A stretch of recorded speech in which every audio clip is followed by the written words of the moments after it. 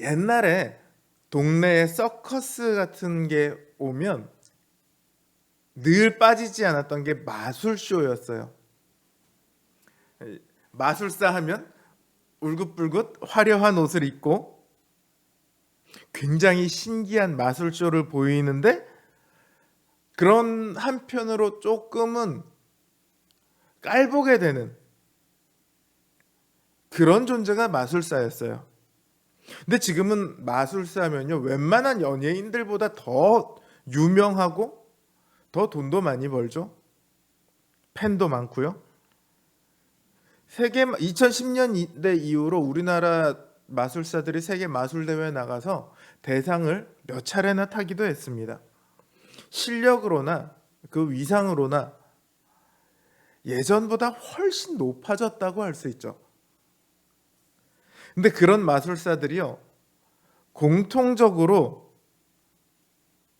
어떤 관객이 가장 힘드냐라고 물어보면 한국 남성들이 관객으로 있을 때가 가장 힘들대요.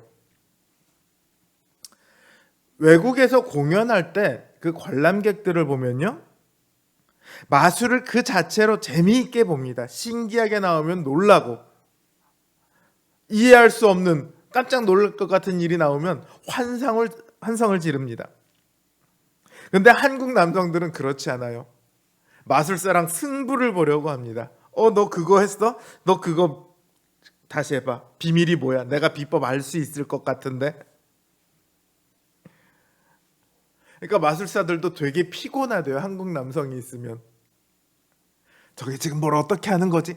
그러니까 외국인들은 저기서 이제 어떤 일이 일어날까를 궁금해야 한다고 하면, 우리나라 사람들은 저게 어떻게 일어나는가, 거기에 관심이 있대요. 비법에 관심이 있대요.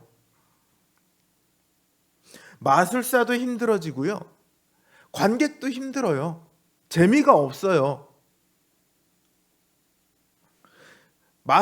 그 신기한 마술쇼를 즐기지 못하죠. 그러니까 그 쇼의 즐거움에, 화려함에 전혀 동참하지 못합니다.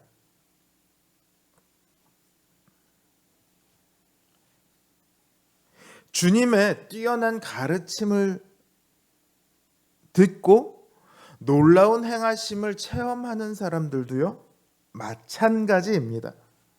그 가르침과 행하심을 있는 그대로 받아들이면 됩니다.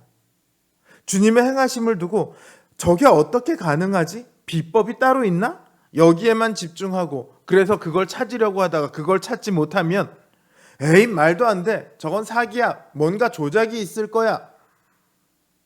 이렇게 결론을 내면요, 주님이 우리를 위해서 어떤 가르침을 하셨건, 우리를 위해서 어떤 일을 하셨건 전혀 상관없는 사람이 되고 맙니다. 오늘 본문에도 보면요, 주님께서 고향을 가셨어요. 가장 주님을 잘 아는 사람들이고 주님과 친밀한 사람들이고 주님 가까이 있던 사람들이죠. 그러나 정작 그들은요, 주님과 가장 가까운 사람임에도 불구하고 주님과 상관없는 사람들이 되고 맙니다. 그들은 이렇게 말하죠. 예수? 내가 잘 알지. 세상에서 우리가 제일 잘 알아. 예수는 이런 거를 가르칠 능력이 없어.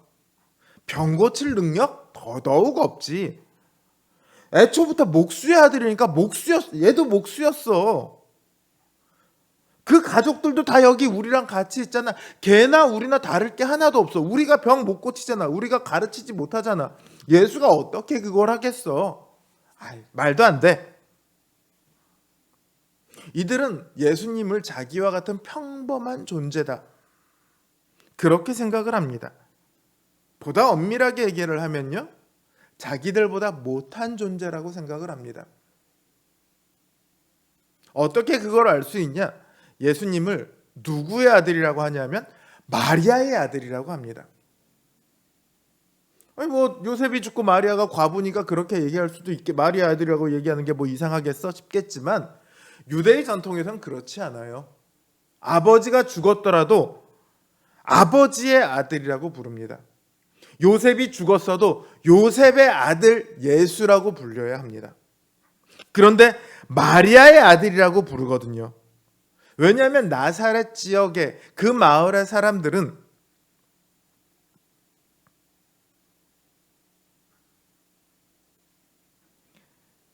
마리아가 요셉과 결혼하기 전에 잉태했던 것을 알고 있어요. 그러니까 요셉의 아들이 아니다라고 생각을 한 거예요. 그래서 마리아의 아들이라고 부른 거죠. 쉽게 말하자면 쟤 불륜해서 태어난 애야. 불륜의 씨앗이야. 유대 사회에서는요, 절대 용납될 수 없는 존재예요.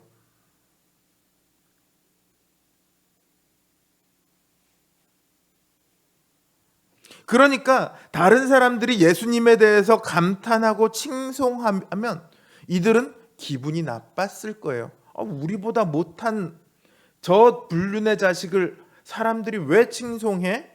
말도 안 되지. 또 하나 속아 넘어가는구나. 뭐 이런 심정이었을 거예요. 그들은 예수님께서 지금 보여주시는 모습 그대로 받아들일 생각이 전혀 없습니다. 자기들이 이전에 알고 있던 생각, 자기들이 품고 있던 기준, 그걸 가지고 예수님을 판단해 보고 있는 거예요. 그들의 기준에서 예수님은 절대 선지자여서는 안 됩니다. 불륜의 씨앗이고 자기들과 똑같은 평범한 사람이었는데, 목수의 아들일 뿐이었는데 어디서 감히 와서 선지자 노릇을 합니까? 그럼 반대로 생각을 해볼까요? 이들의 기준에 따르면 어떤 사람이 선지자였어야 할까요? 서기관의 집안이나 바리새인의 가문에서 태어나고 어려서부터 가말리엘 같은 유대 랍비들에게서 그 문화에서 교육을 받았어야 하고, 또 어떤 지역의 회당에 가서 그 회당 일을 돌보기도 하고, 혹은 말씀을 가르치거나 말씀을 필사하는 서기관 일을 하기도 하고, 뭐 이런 말씀과 관련된 역할을 하는 이런 사람들이 서기관이 되어야 한다. 그게 아마 이들의 기준이었을 거예요. 적어도 목수의 아들이나 불륜의 씨앗은 절대 되면 안 된다라고 생각을 했겠죠. 그런데 이런 그들이 가지고 있는 기준이 뭐하고 비슷하냐 하면요, 이스라엘 백성들이 왕을 뽑을 때의 기준이랑 비슷합니다. 이스라엘 백성들이 처음에 왕을 누구를 뽑죠? 사울을 뽑습니다. 사울을 왜 뽑습니까? 자기들 중에 제일 싸움 잘할 것 같은 사람을 뽑았어요. 사울이 딴 사람들보다 머리 하나가 더 컸거든요. 제가 제일 싸움 잘할 것 같아. 쟤를 왕을 시키자. 거기에 반해 하나님께서 선택하신 다윗은 어떻습니까? 가족들은 아예 걔는 있으나 없으나 이런 존재예요. 사무엘도요, 형들을 보고는 얘는 왕이 될 만하겠네 이러다가 다윗은 하나님께서 말씀 안 하시면 아마 그냥 무시하고 건너갔을 겁니다. 결과적으로 이스라엘 백성은 어떤 선택을 했느냐? 하나님의 선택보다 자기들의 기준에 따른 선택을 한 거예요. 가문이나 외모나 외형이나 능력이나 이런 것들이 그들의 기준이었겠죠.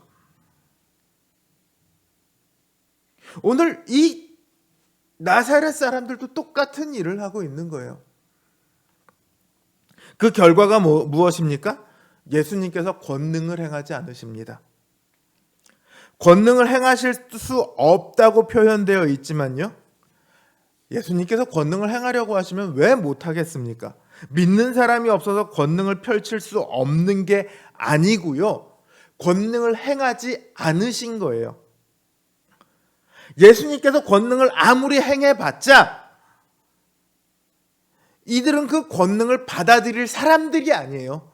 그 가르침도 전혀 받아들일 사람들이 아니에요. 이들의 마음은 너무도 완고합니다. 예수님을 받아들일 조금의 여유도 없는 사람들, 그런 사람들에게 굳이 권능을 행하실 이유가 없죠. 그래서 예수님은 고향을 떠나 다른 마을로 사람들을 찾아 떠나십니다. 그들을 가르치시고 그들을 위해 권능을 행하십니다. 예수님의 가르침을, 예수님의 행하심을 우리의 이성으로 혹은 우리의 어떤 기준으로 바라보기 시작한다면요, 우리도 이들처럼 예수님과 상관없는 사람이 되고 말 겁니다.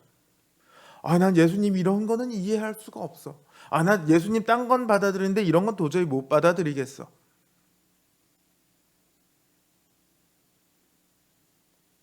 주변에 예수님을 믿지 않는 사람들을 보세요. 다들 자신들의 기준이 있습니다. 그리고 그 기준을 가지고 예수님을 바라보고 예수님을 판단합니다. 내가 생각해봤더니 예수님은 하나님의 아들은 아닌 것 같아. 나는 예수님이 하나님의 아들이라는 것을 전혀 믿지 못하겠어.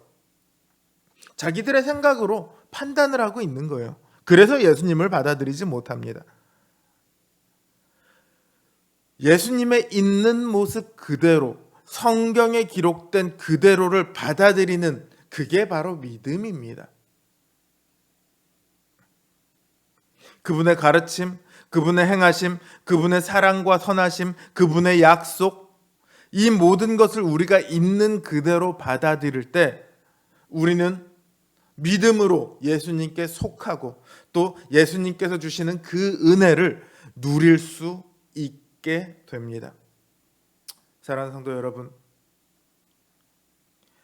예수님을 있는 그대로 받아들이시길 바랍니다.